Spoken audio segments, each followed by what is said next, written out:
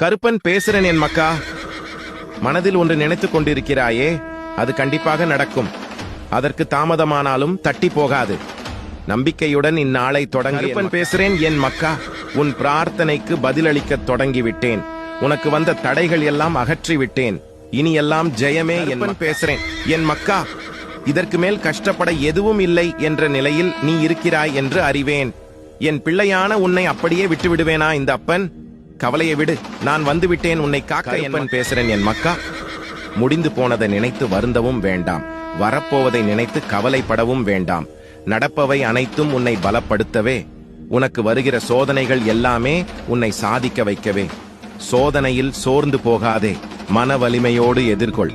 நான் இருப்பேன் உன் நிழலாக, உன்னை வழிநடத்த உன் கூடவே. என்பன் பேசுறேன் என் மக்கா.